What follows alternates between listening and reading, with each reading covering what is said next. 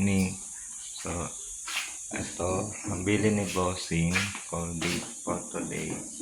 So, aayusin yung mga sinamento. Finish yan ng maganda.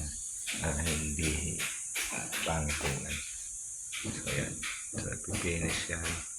Tapos dito sa may loob na CR,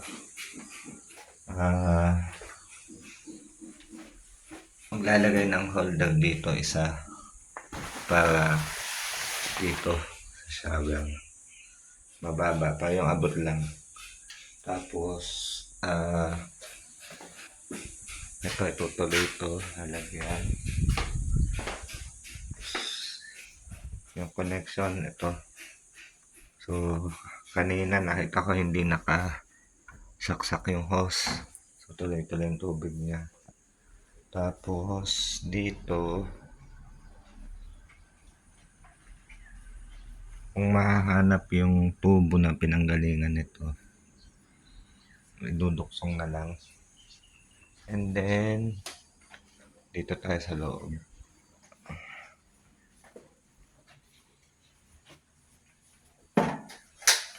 Dito ang bili ni Bossing, hindi na siya sesementohin kasi mas madumi daw tingnan pagka sinemento.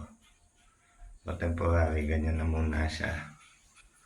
And then tutuloy yung naputol kahapon na tubo. So dito kami nagkaroon ng malaking problema kasi yung tubo na GI pipe na aksidente na putol do sa may thread. So kailangan siyang lagyan na panibagong thread para maduksungan. So medyo mahirap yung location niya kasi nasa taas, tapos mabigat yung gamit. So yun yung gagawin ngayong araw. Salamat guys.